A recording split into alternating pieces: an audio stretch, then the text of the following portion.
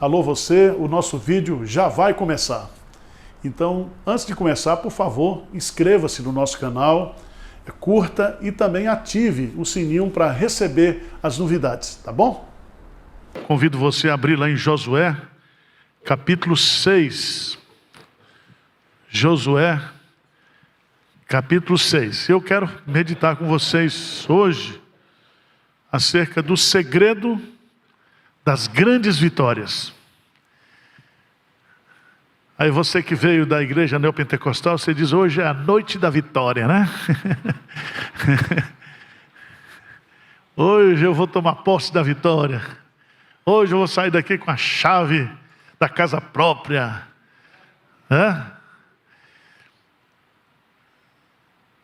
Se existe um termo que está desgastado no nosso meio, é esse termo vitória.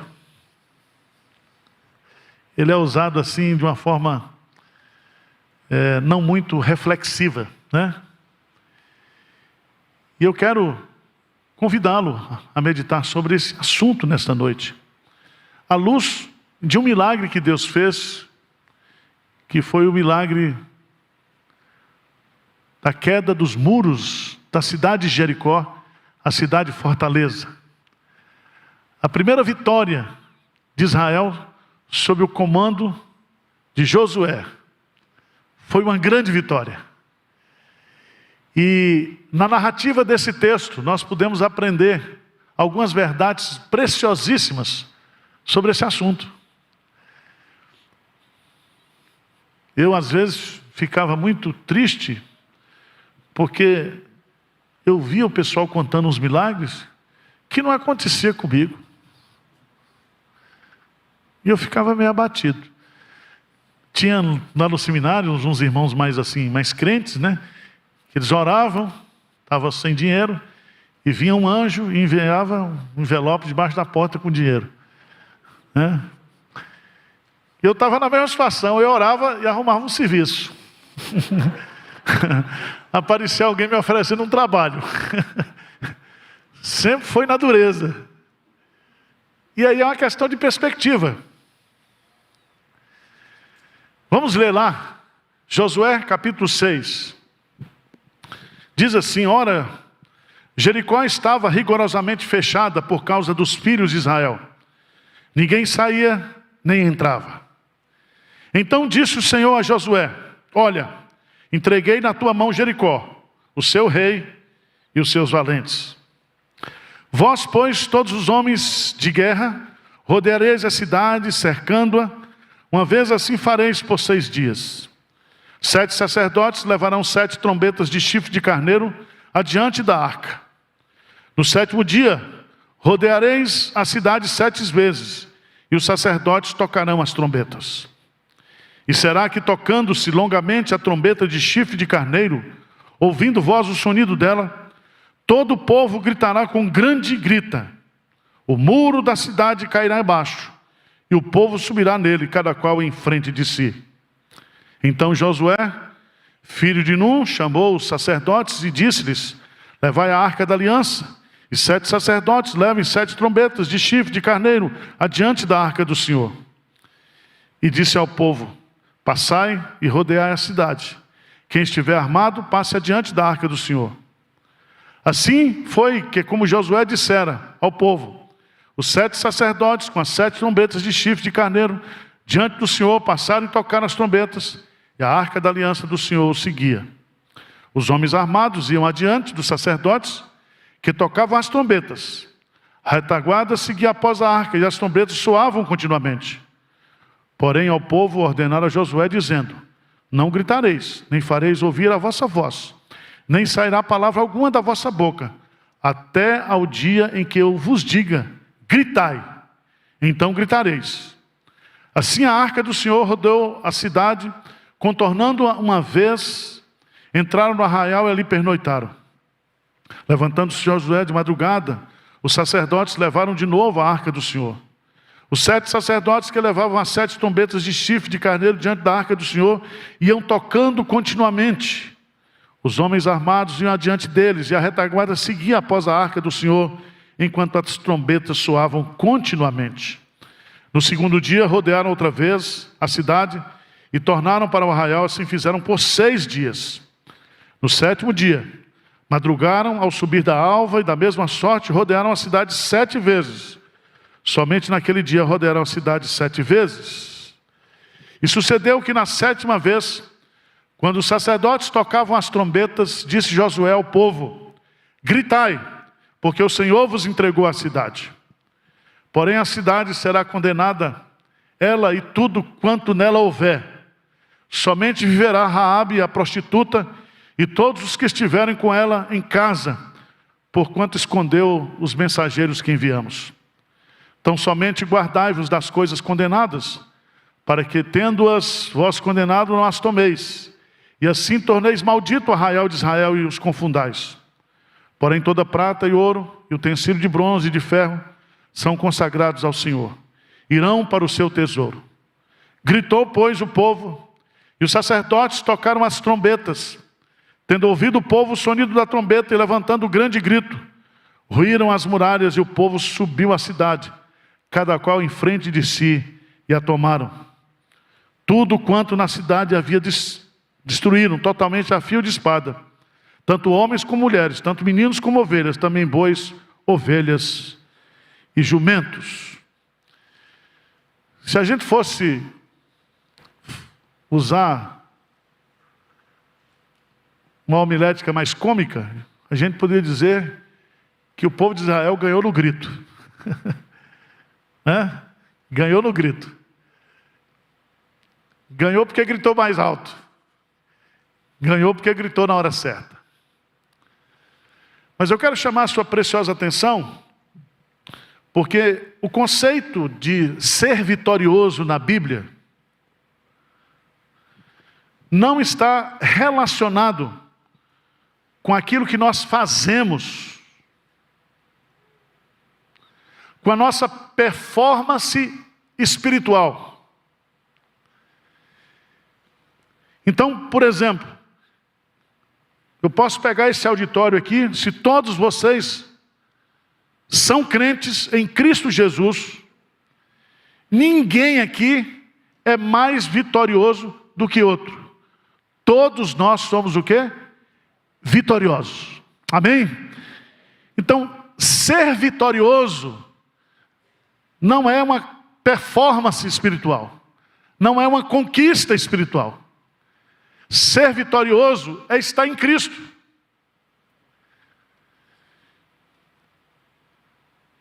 O apóstolo Paulo, em 1 Coríntios capítulo 15, versículo 57, ele diz assim: graças a Deus que nos dá a vitória por intermédio de nosso Senhor Jesus Cristo.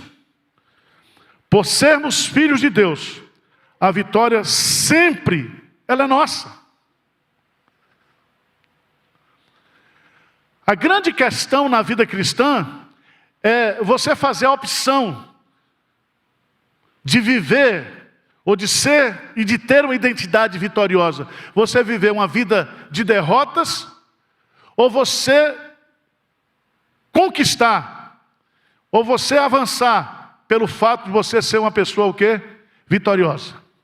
Jesus diz assim: no mundo tereis aflições, mas tende bom ânimo, eu venci o mundo. E lá em 1 João, capítulo 5, diz: todos aqueles que nasceram de Deus, vence o mundo. E a palavra vence ali, é uma palavra que vem do panteão grego, que existia um deus, ou uma deusa chamada Nike, que virou até nome de marca de produtos, né, de atletismo. Nike significa vitória, o Deus da vitória. Porque na mentalidade grega, nenhum ser humano é vitorioso. Nós somos derrotados, nós somos fracos, nós somos impotentes diante das circunstâncias da vida, diante do pecado, diante do sofrimento, diante da morte, diante do diabo. Somente em Cristo é que nós somos vitoriosos. Veja que o apóstolo Paulo coloca claramente isso, lá em Romanos capítulo 8, quando ele fala do cântico da vitória, ele começa o capítulo 8 falando que aquele que está em Cristo, agora, todo aquele que está em Cristo, nenhuma condenação há para aquele que está em Cristo Jesus. Ele começa o Romanos 8 dessa maneira. E depois ele passa, mostrando no capítulo 8 o segredo da vitória. E lá no final, a partir do capítulo 31, ele diz assim: que diremos, pois, à vista dessas coisas? Se Deus é por nós, quem será contra nós? E ele vai entoar um cântico de vitória. E ele vai dizer que em Cristo nós somos mais que vencedores. E a palavra mais que vencedores no grego é hiper, mega vencedores. Lá em Apocalipse, quem são aqueles que venceram? Aqueles que venceram foram aqueles que lavaram a sua vida sobre o sangue do Cordeiro. Então, meu irmão, presta atenção. Derrotado é o diabo. Ele é um derrotado. Derrotado é o mundo. Derrotado é a morte. Onde está a morte, a tua vitória? Onde está, Aguilhão? Todos nós que estamos em Cristo somos vencedores. Não importa a vida que você tem, a vida que você leva, as lutas que você passa, você é um vencedor. Deu para entender? Então eu não preciso fazer campanha da vitória. Não preciso fazer. Você não precisa participar de campanha das 7 semanas da vitória, dos 7 dias da vitória, dos 7 meses da vitória, do mês da vitória, do ano da vitória. Para com isso. Você é um vitorioso. O livro de Josué é um livro de conquistas. É um manual de vitória. O nome Josué significa o Senhor salva, ou Deus é a salvação. Esse livro foi escrito no ano de 1050 a.C. E ele narra justamente a conquista da terra prometida por parte do povo de Deus, sob a liderança de Josué. E a mensagem que esse livro nos traz é que o povo de Deus, ele é um povo vitorioso. E ele, nesta vida, tem grandes vitórias. Grandes vitórias. Você já pensou nisso? Você é um vitorioso. E aqui não é palavra de autoajuda, né? Não é coach, como está na moda agora, né? É a palavra de Deus. E aí, Romanos capítulo 15, versículo 4 diz que esse conceito de vitória, e quando nós estudamos esse conceito no texto bíblico, nós somos cheios, tomados por toda a esperança, por todo o consolo. E talvez você esteja vivendo hoje um tempo difícil. Gigantes estão diante de você. Muralhas estão diante de você. E você, mesmo tendo a identidade de ser um vitorioso, você está se sentindo um pigmeu. Você está se sentindo fraco, impotente. E eu quero apresentar para você, à luz desse texto, alguns princípios que apresentam para mim e para você o segredo para termos grandes vitórias. A primeira delas, que é o ponto básico desse conceito de vitória na Bíblia, é que para termos uma vida vitoriosa, nós precisamos estar conscientes de que toda vitória procede de Deus. Repete comigo. Toda vitória procede de Deus. Esse é o ponto fundamental. Veja aí, por favor, Josué, capítulo 1. Josué, capítulo 1. Versículo 3. O que diz aí? Vamos ler juntos? Todo lugar que pisar a planta do vosso pé, vos tem o quê? Dado. Como eu prometi a Moisés. Eu vou dar a vitória para você, porque eu prometi vitória a você. Veja lá no texto básico que nós lemos, no capítulo 6, no versículo 2.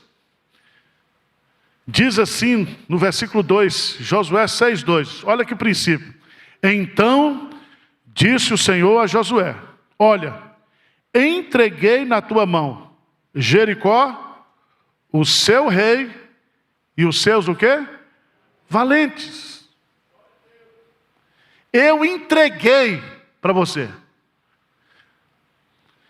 Eles podem não se entregar. Você pode achar que você é impotente diante deles, mas eu quero que vocês saibam que a vitória procede de mim, Josué. Eu estou entregando para você, eu estou dando para você essa vitória. E é tão interessante, meus amados irmãos, Provérbios capítulo 21, versículo 31, diz que o cavalo prepara-se para o dia da batalha, mas a vitória vem do Senhor. Do Senhor. Abra a sua Bíblia, por favor, lá no Salmo 44, por favor. Salmo 44, versos de 1 a 4. Salmo 44, versos de 1 a 4. Eu queria que você lesse comigo, por favor. Salmo 44, de 1 a 4. Vamos lá? Ouvimos, ó Deus, com os próprios ouvidos, nossos pais nos têm contado o que outrora fizeste em seus dias. Como por tuas próprias mãos desaposaste as nações e os estabelecestes, oprimiste os povos e aos pais deste largueza. Pois não foi por sua espada que possuíram a terra, nem foi o seu braço que lhes deu a vitória, e sim a tua destra e o teu braço, e o fulgor do teu rosto, porque te agradastes dele. Preste atenção, versículo 4. Vamos, pentecostal aí, nos apropriar dessa promessa. O que diz aí? Tu és o meu rei, ó Deus, ordena de Jacó. Preste atenção. Diante do problema que você está hoje, diante da luta que você está passando, você pode dizer para Deus: Deus, tu és o meu rei, tu estás no trono. Deus está no trono de onde procedem todas as decisões. Ordena aí o que é a minha vitória. Ordena. Vocês estão me entendendo ou não?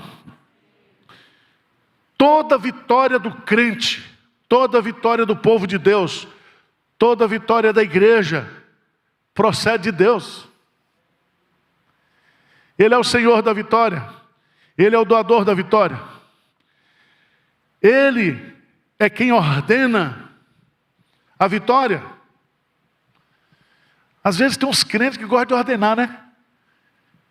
Você já viu isso? Ordenando, crente ordenando: Senhor, eu não aceito essa doença. Eu te ordeno. Não é assim não, irmão. É Deus que ordena. É Deus que ordena. Esse é o primeiro princípio, o princípio basilar desse segredo de ter grandes vitórias. Se você está precisando de vitória, toda vitória que você precisa, que você necessita, como um ser vitorioso em Cristo Jesus, procede de Deus. É Ele que ordena.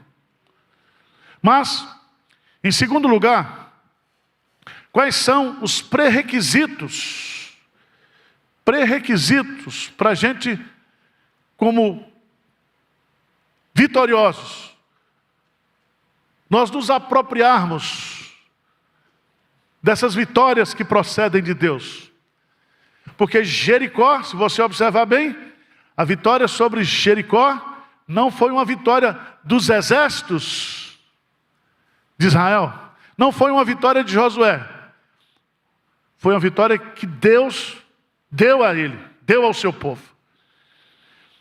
Mas Deus estabeleceu ali alguns pré-requisitos, alguns princípios que ele teria que obedecer para que ele pudesse receber aquela vitória de Deus. Quais são esses pré-requisitos? Eu coloco aqui 4 que eu acho que são fundamentais. A primeira delas, ou o primeiro princípio, é a fé. A fé. Sem fé é o quê? Impossível agradar a Deus. O justo viverá pela fé.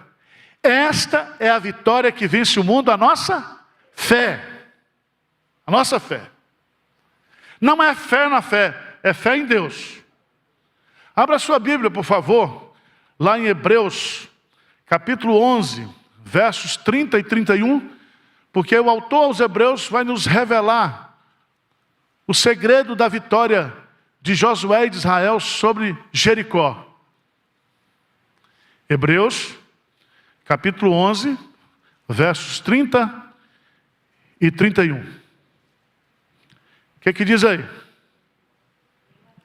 Pela fé, ruíram as muralhas de Jericó, depois de rodeadas por 7. Pela fé, Raabe, a meretriz, não foi destruída com os desobedientes, porque acolheu com paz aos espias. Veja aqui, que aqui fala da fé de Israel. E se você observar bem, a estratégia de vitória é no mínimo esquisita, né? Você rodear 7 dias, né? Uma vez só, e no 7º dia você rodear 7 vezes, e no 7º dia, depois de 7 vezes, você grita, e o muro o quê? Cai. Tem que ser louco, ou não?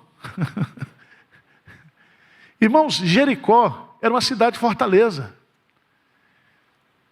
Era a primeira cidade que precisaria cair por terra para que o povo entrasse na terra prometida.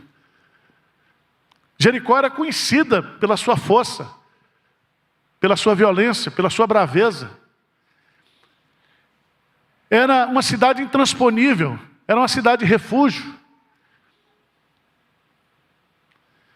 Mas pela fé, as muralhas caíram. Mas pela fé também, aquela mulher que morava em Jericó, ela creu em Deus. Ela foi salva.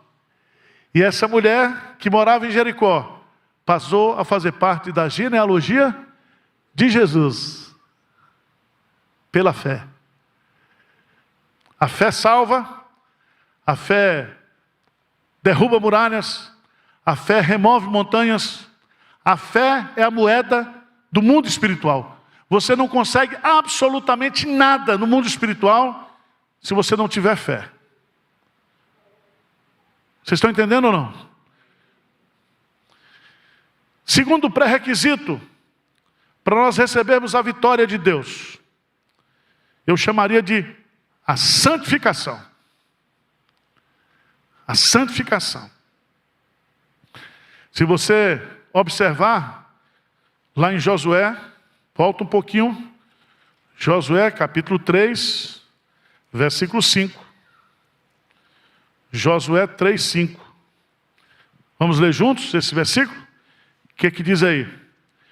Disse Josué ao povo: santificai-vos, porque amanhã o Senhor fará maravilhas no meio de vós. O que significa a palavra santificai-vos aqui? Santificai-vos significa purificação, separação. Mas não é uma separação de mosteiro.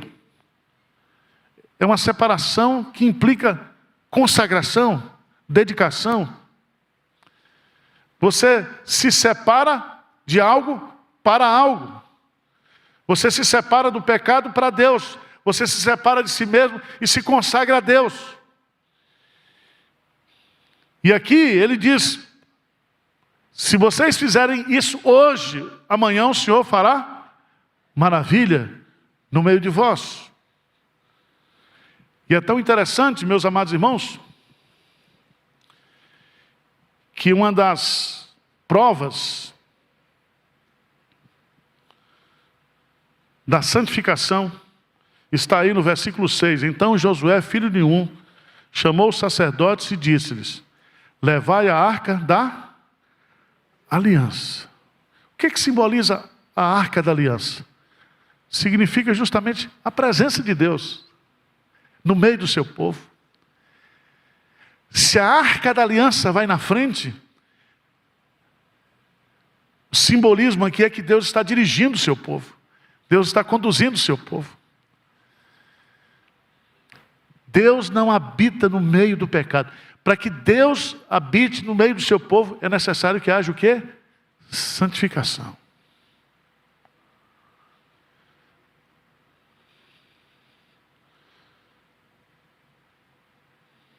Se você observar, Josué, capítulo 5, versos de 13 a 15. Vamos ler juntos para você ver o que eu estou dizendo aqui. Estando Josué, 5, de 13 a 15. Estando Josué ao pé de Jericó, levantou os olhos e olhou, e eis que se achava em pé diante dele um homem que trazia na mão uma espada nua. Chegou-se Josué a ele e disse-lhe: és tu dos nossos ou dos nossos adversários? Respondeu ele: não, sou príncipe do exército do Senhor e acabo de chegar. Então Josué se prostrou com o rosto de terra e o adorou e disse: que diz meu senhor ao meu seu servo? Respondeu o príncipe do exército do Senhor a Josué: descalça as sandálias do pé, porque o lugar em que estás é santo. E fez Josué assim. A cidade de Jericó era terra santa? Não. O que fazia daquela terra santa era a presença de Jesus, a presença de Deus, a presença do Senhor. Irmãos, quando a igreja se santifica, Deus faz o quê? Maravilhas no nosso meio. Sem santificação ninguém verá o Senhor. Terceiro princípio.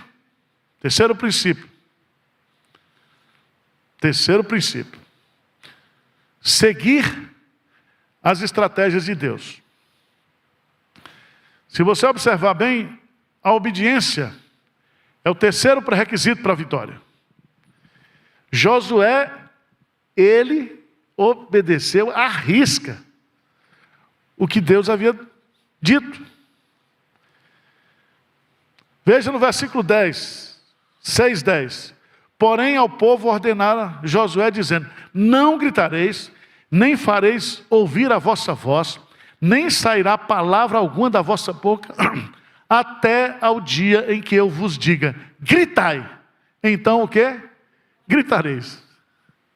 Pensa num negócio esquisito. Mas era a estratégia de Deus.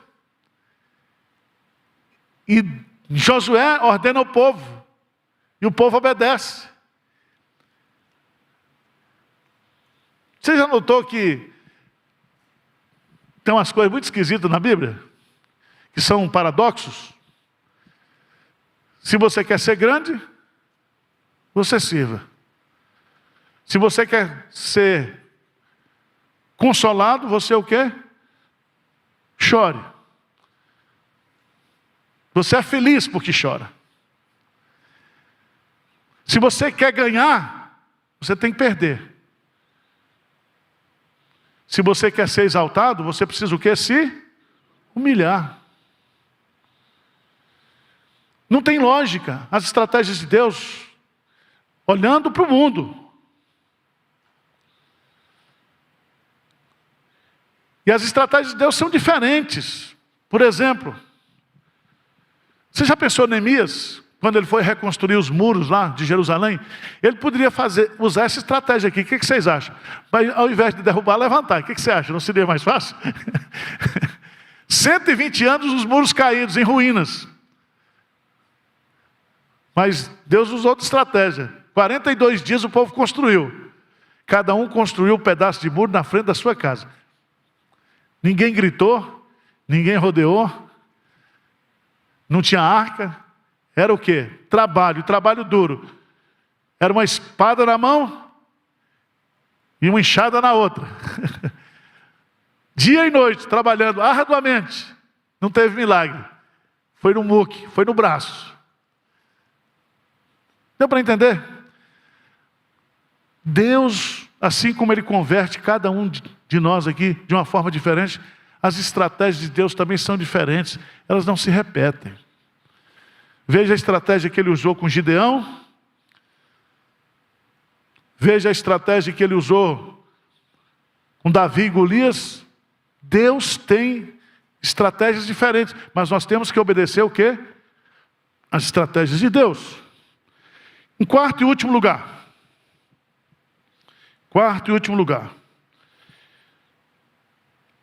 Fé, santificação, obediência às estratégias de Deus, mas em último lugar, eu diria, agir corajosamente. Meus irmãos,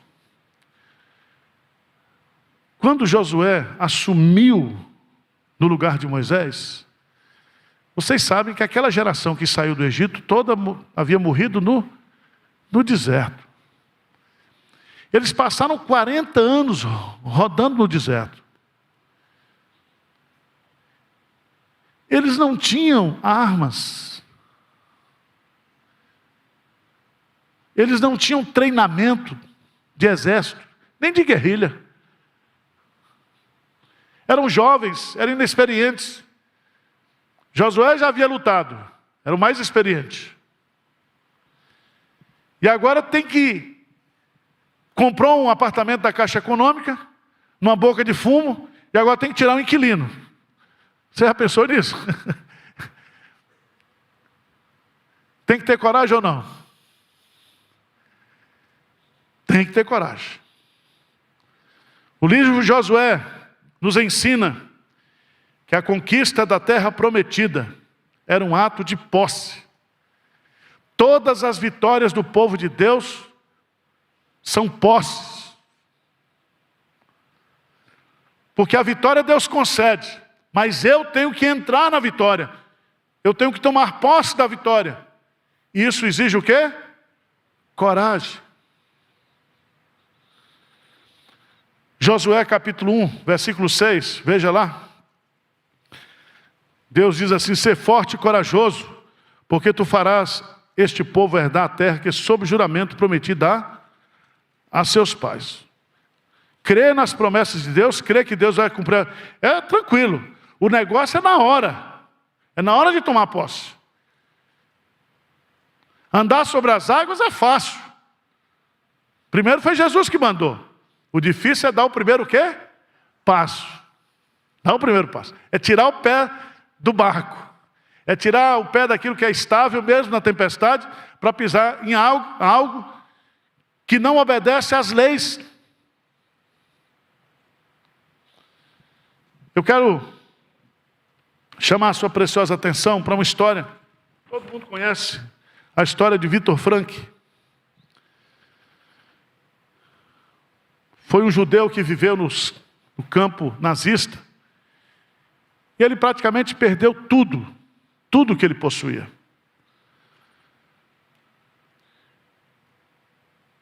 Tiraram sua identidade, tiraram sua esposa, tiraram sua família, tiraram suas roupas, tiraram até a sua aliança de casamento. Mas havia uma coisa que ninguém podia tirar dele. Ele escreveu: resta abre aspas, a liberdade do ser humano de escolher que atitude tomar em determinadas circunstâncias. Os guardas e o nazismo não pôde tirar de Viktor Frankl a sua disposição, a sua coragem, a sua atitude diante daquelas dificuldades. Ser forte e corajoso, meu irmão. Não baixa a cabeça não, vá para cima. Deus não nos deu espírito de covardia. Deus não deu espírito de covardia. Nós temos que ter coragem. Coragem para avançar.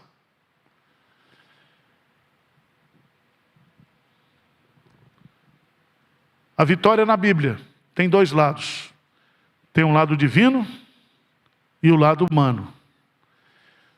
Eu tenho plena convicção que o lado divino ele cumpre, ele faz. Mas o lado humano depende de mim e de você. Você é um vitorioso em Cristo Jesus. Deus lhe deu essa identidade. Você é nascido de novo. Qual é a sua atitude diante da vida, diante dos desafios da vida, diante dos projetos de Deus? O segredo das grandes vitórias estão aqui nesse texto. Que Deus os abençoe e que Ele ajude você e a mim a vivermos uma vida de vitória. Amém?